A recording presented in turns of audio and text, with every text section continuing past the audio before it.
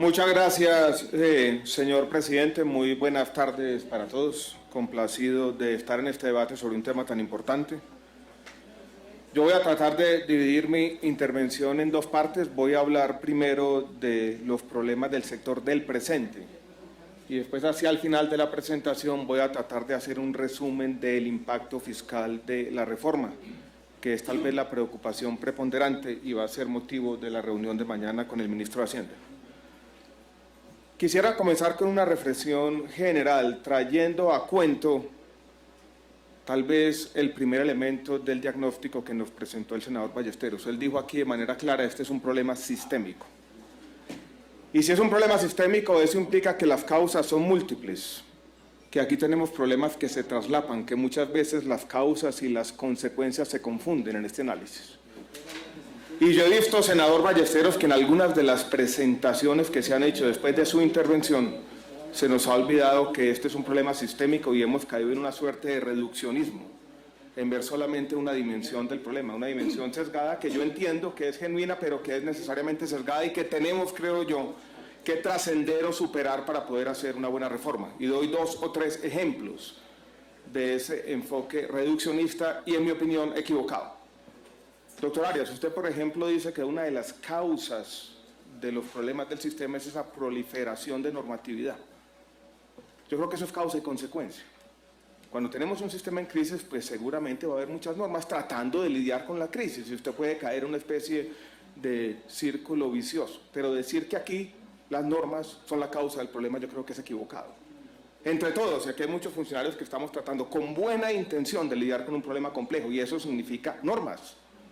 Entonces no podemos poner ahí la causa de los problemas del sistema. Doctor Olga Lucía, usted trae aquí unos ejemplos a cuento y trata de llamar la atención sobre problemas que yo puedo compartir de los hospitales y trae un caso, el del hospital de Abriaquí en Antioquia. Creo que es un caso completamente equivocado.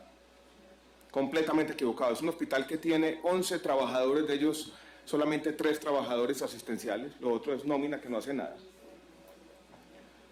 Y se puede plantear, dijéramos, una reforma sensata donde no exista una S en ese municipio y ahí exista un puesto de salud que cumpla las mismas funciones y que haga parte de una red un poco más amplia. Yo eso no lo veo ningún problema.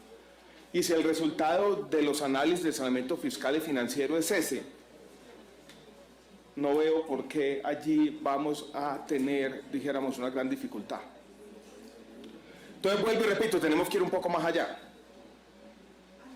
Y aquí, en este sector, dijéramos, estamos acostumbrados un poco a presentar una sola visión de los hechos.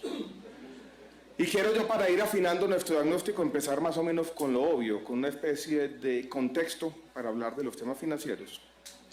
Y lo obvio son las cifras macro de este sector, que a veces se olvidan en una discusión donde se ha hablado mucho, pero a veces se olvidan unas cifras básicas que yo quiero volver a traer a cuento y son necesarias para todos para analizarlas. Colombia se está gastando aproximadamente 40 billones de pesos en salud, contando el gasto de bolsillo de los hogares. Eso es aproximadamente 6,5% del PIB. No es el valor exorbitante, doctor Arias, del que se ha hablado históricamente. Aquí no sobran 20 billones de pesos en el sector salud, como se ha dicho equivocadamente incluso en este recinto. Y si uno mira las cifras de gasto por habitante, se va a llevar una sorpresa. Colombia está gastando aproximadamente 450 dólares por persona.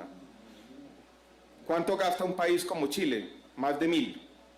Brasil está gastando casi 1.000. España gasta 3.000 dólares por persona. Estados Unidos gasta 20 veces más que Colombia. 8.032 dólares por persona, según la última cuenta que miré la semana pasada en un portal de internet. 450 dólares por habitante no es un gasto exorbitante. Yo creo que deberíamos tener eso en cuenta a la hora de elaborar nuestros diagnósticos. Y nos dice el doctor Arias, para un poco matizar su diagnóstico oscuro, que hay, yo creo que un espacio para aumentar el gasto en salud en nuestro país. Tenemos que hacerlo de manera ordenada, con los incentivos correctos, sin cometer los errores del pasado. Pero si este país tiene, dijéramos, una proyección macroeconómica optimista, si va a seguir creciendo la clase media, seguramente vamos a necesitar un aumento del gasto en salud. Yo quisiera que entre todos pensáramos que tenemos dos problemas distintos aquí en la mesa. Un problema son las deudas y un problema diferente es las discrepancias que se tienen entre los diferentes actores sobre el valor de las deudas. Y yo quisiera hacer un análisis de los dos problemas, empezando por el tema de las deudas, saber de dónde se originan las deudas, y quiero aquí pasar de las fábulas que se presentaron esta mañana a un análisis un poco más objetivo, que tenga en cuenta los diferentes factores estructurales, que son muchos. Y quiero contarles una historia de lo que ha pasado aquí los últimos 5 o 6 años. 3 eventos que se traslaparon. Primero, la cobertura aumenta del año 2005, 2006, 2007, del 60%, una cobertura casi universal, hoy en día por encima del 96%.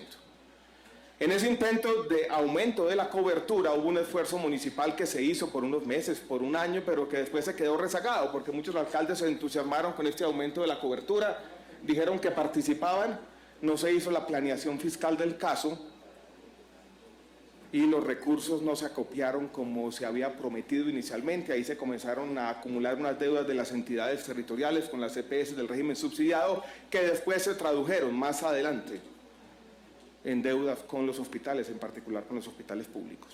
Al mismo tiempo, en el mismo periodo, cuando estaba aumentando la cobertura hasta llegar casi cobertura universal, empezó la explosión del NOPOS, que pasa de 250.000 millones el año 2006 a 2,4 billones el año 2010. Se superpusieron esas dos cosas. ¿Qué pasó? Deudas también, en este caso deudas del FOSIGA con las EPS, en particular con las del contributivo, que se fueron acumulando en la cadena y se tradujeron en deudas muy grandes también de las EPS del régimen contributivo con los prestadores. Y al mismo tiempo, tal vez años más tarde, hicimos lo que el país quería hacer en un tal vez escenario o horizonte más largo, y es igualar completamente los planes de beneficio de los regímenes contributivo y subsidiado, y se hizo primero, y tal vez puede haber un mea culpa por parte del gobierno sin igualar de manera plena las unidades de pago por capitación, acumulando entonces más deudas. Muchas EPS del subsidiado, nos tocó a nosotros vivirlo, salieron desfavoridas. Yo quiero que tengamos en cuenta lo que pasó en este país, que en el fondo, si no caemos en la fábula, si se quiere, estuvo inspirado en propósitos que yo pudiera llamar loables, en tener un paquete, una cobertura relativamente alta, que todas las tecnologías estuvieran disponibles para todo el mundo y que se acabara de una vez y para siempre esa distinción antipática entre los regímenes contributivo y subsidiado.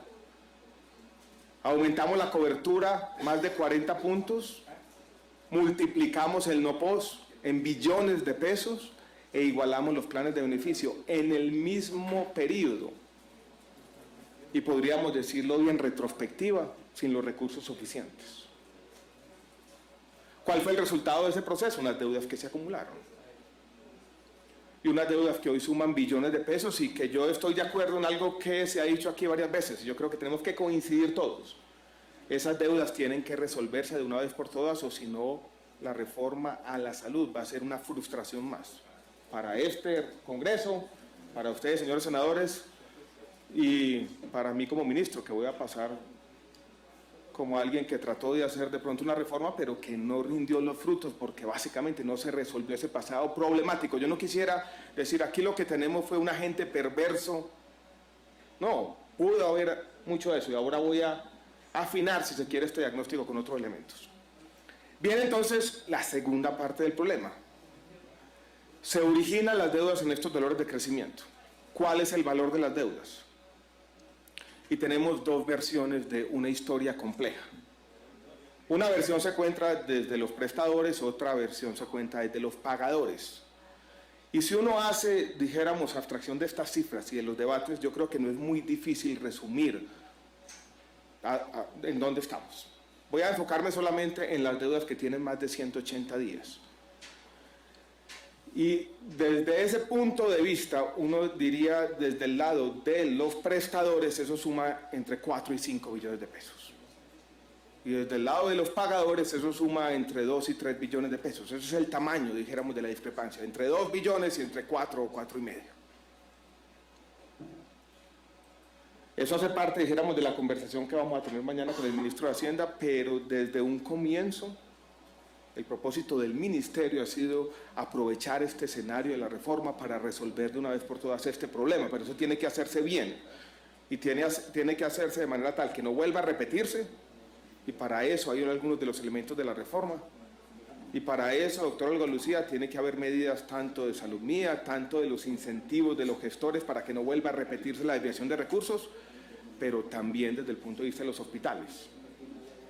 Porque aquí todos tenemos que mirarnos en el espejo de nuestras propias faltas, porque ha habido faltas de todos. Y que sigamos aquí, dijéramos, con las visiones parcializadas o reduccionistas. Yo creo que doctor Ballesteros nos va a nosotros tocar seguir con la pedagogía.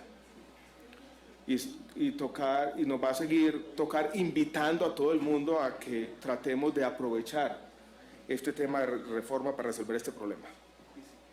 Ahora, no se ha quedado el ministerio, y yo hablo si se quiere defendiendo quienes me antecedieron en este cargo, no se ha quedado quieto. Se han hecho cosas para tratar de resolver este problema, esta avalancha que se vino encima. En el Plan Nacional de Desarrollo, el artículo 275, que después fue reglamentado por el decreto 1080, trataron de los ahorros que habían acumulado de las entidades territoriales, excedentes de cuentas maestras, por ejemplo, utilizarlos para pagar las deudas. La 1438, entre sus artículos 31 y 77, puso en práctica el giro directo para resolver también este problema y tratar de tener recursos que lleguen más rápidamente a los hospitales. Estuvimos nosotros el año pasado en la 1608 tratando de hacer lo mismo. Como hay unas deudas muy grandes que se acumularon y hay unos ahorros involuntarios que se guardaron aquí, tratar de conectar una cosa con la otra.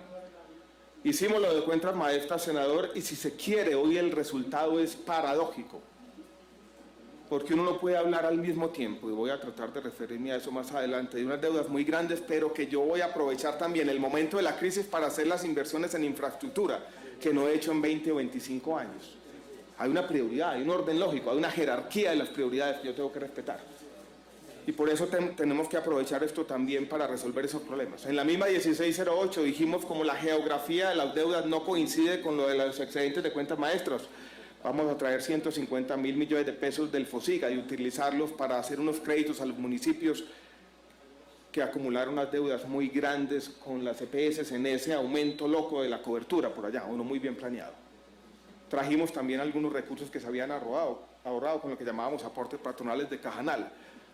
Con el FAEP también se ahorraron recursos y tenemos deudas. Vamos a tratar de juntar una cosa con la otra. Estamos tratando de hacer, doctor Arias, con la normatividad lo mejor posible para resolver un problema complejo. Y yo lo llamaría, si se quiere, trágico. Es una sociedad que trató de hacer más de lo que podía, o mucho con muy poquito, y se generaron deudas, vuelvo y repito, de billones de pesos.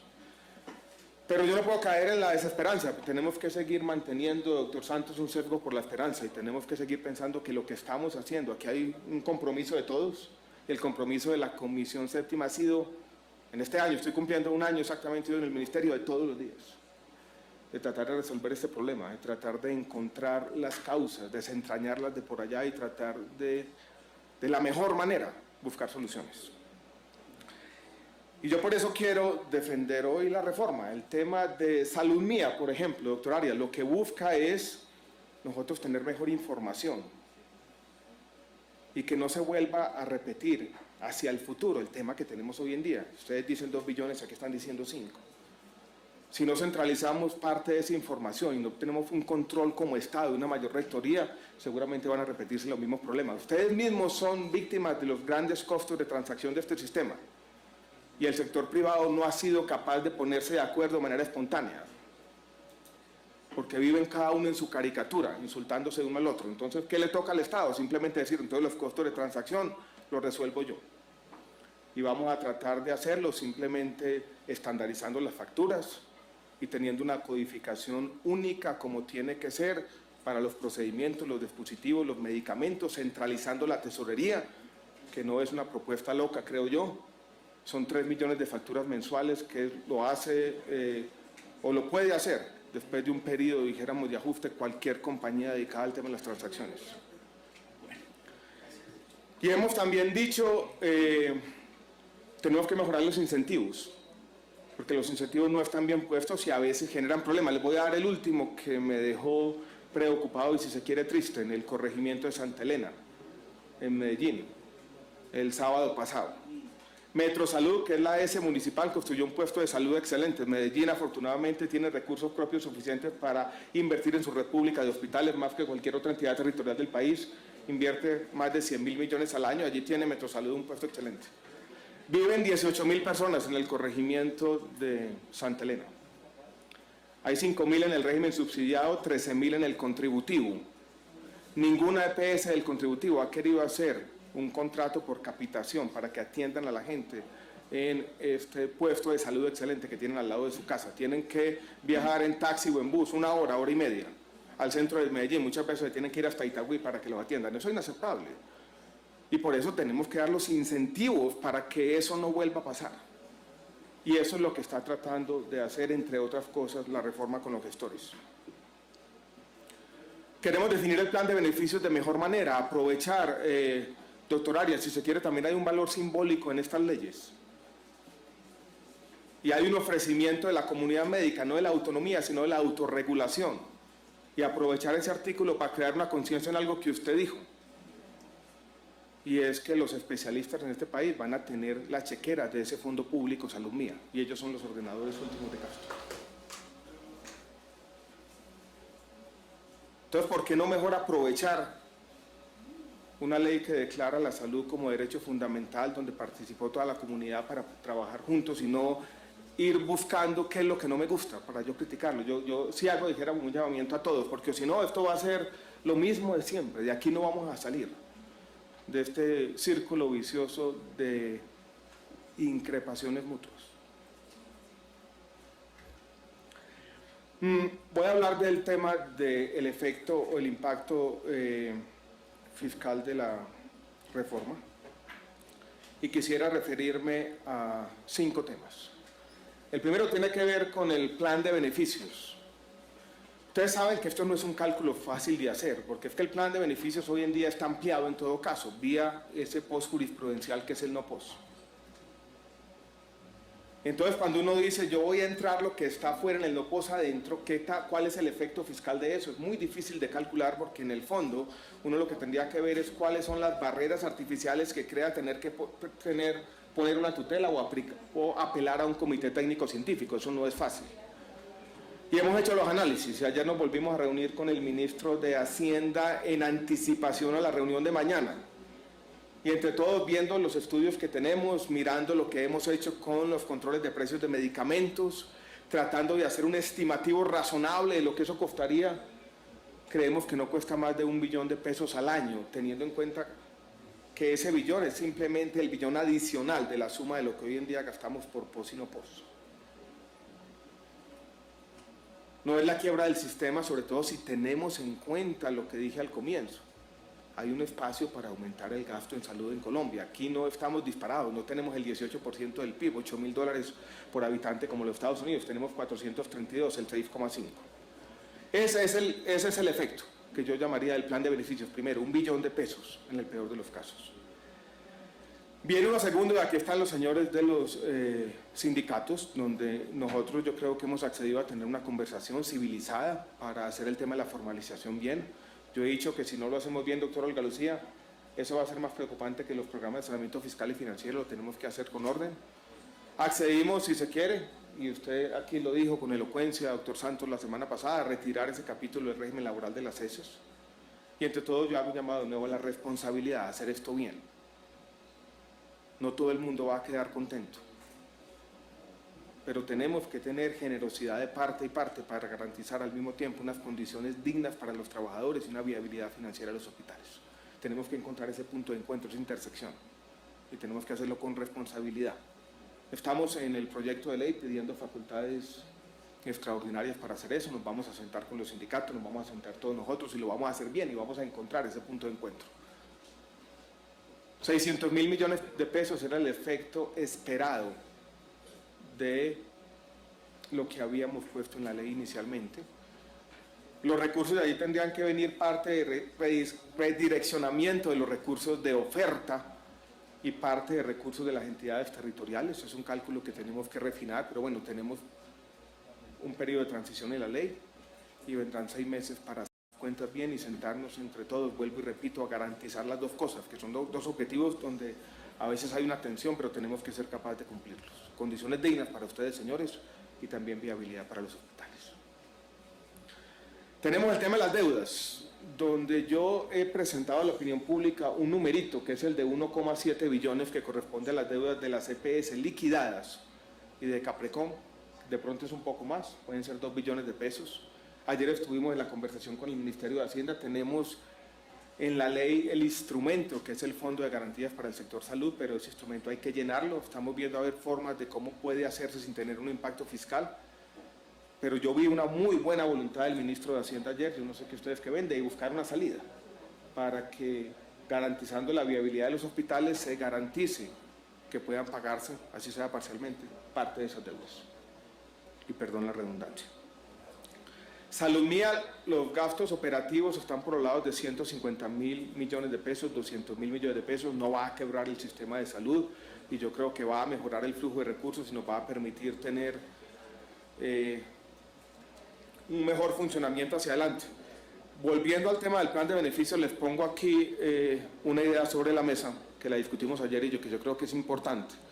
Y es el país va a tener que lidiar hacia adelante con un tema que es complejo y están lidiando todos los sistemas de salud. Y es la presión tecnológica, esta discrepancia que se da entre valor y precio, nuevas tecnologías que valen mucho y aportan no tanto.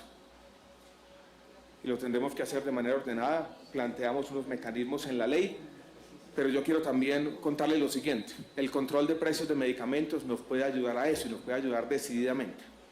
Si nosotros decimos un nuevo medicamento que vaya a ser introducido al país tiene que entrar con referenciación de precios internacionales, yo creo que eso nos va a permitir lidiar de buena manera con esta presión tecnológica y de alguna manera no, va a sacar a Colombia de ese lugar que tenía no muy privilegiado, que era visto por muchos laboratorios y compañías farmacéuticas como el sitio de llegar con todas estas tecnologías.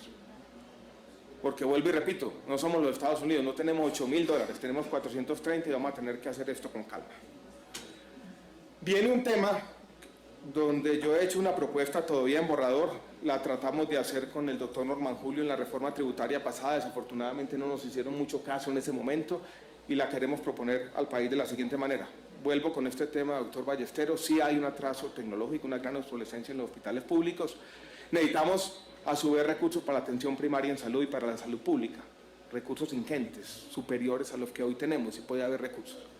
Entonces yo he dicho lo siguiente, conectando dos temas de salud pública, y es que podríamos pensar en un impuesto territorial a las gaseosas, a las bebidas azucaradas, 100 pesos por botella de 250 mililitros, por decir cualquier cosa, eso podría producir 800.000 millones de pesos al año que bien manejados nos podrían permitir una actualización de la dotación y nos permitirían también hacer la infraestructura hospitalaria que este país no ha hecho hacia el futuro. Desafortunadamente no puede entrar en la reforma por temas de consecutividad, ahí lo pudimos haber metido. Yo creo que la idea ha tenido buen recibo en la opinión pública, podemos seguir buscando otras fuentes adicionales y termino con esto, con un llamado también para el sector, un llamado dijéramos para todos. Hablamos mucho de crisis de la salud, de estas grandes necesidades de inversión aquí y allá. Hay una fuente que yo no he mencionado aquí, que es importante, y son los recursos de regalías y de los OCAD. La salud está siendo priorizada en el número 7. Primero está la vivienda, las vías terciarias, está por allá el agua potable, acueducto de alcantarillado, educación, todo tipo de cosas. Entonces nosotros también tenemos que llamarle la atención a los mandatarios locales, a alcaldes y gobernadores sobre esta crisis, porque me parece que la noticia de la crisis no ha llegado hacia allá o hasta allá. O sea, si hay preocupación por la salud y tienen que priorizar los recursos y la salud está en número 7, va a ser muy difícil también, a mí como ministro y a ustedes en el tema del presupuesto, llevar este como el tema preponderante y prioritario. Entonces yo simplemente vi un panorama tan negativo esta mañana que quiero llamarlos un poco a la esperanza, a buscar salidas, a buscar, dijéramos, en la opinión, no vamos a liquidar los hospitales, doctor Olga Lucía. Estamos haciendo un ejercicio que tiene que hacerse, porque tiene que haber un poquito de autocrítica por parte de todos también. y usted bajo el mismo ambiente institucional, con todos los mismos problemas de cartera, tiene la mitad de los hospitales que están bien y la otra mitad que no está bien. Entonces también tiene que mirar qué es lo que están haciendo, quienes están haciendo las cosas bien. Y usted encuentra hospitales que están haciendo las cosas bien y que son un modelo de excelencia en el manejo de lo público. No todo es culpa de los hospitales, pero aquí nos cabe responsabilidad a todos. Entonces, señores, yo creo que hemos hecho las cuentas. Falta la conversación con el Ministerio de Hacienda. Tenemos, yo creo que un diagnóstico sofisticado, sistémico de lo que está pasando aquí. Tenemos una propuesta de solución que no es perfecta, pero yo creo que avanza decididamente en la solución de los problemas. Y yo simplemente quiero reiterar la invitación a que nos sigan criticando, pero a no caer en la desesperanza y aportar un poquito de vez en cuando. ¿Qué? Sí. Eso era un poco la intervención del Dr. Santos. Muchas gracias a todos.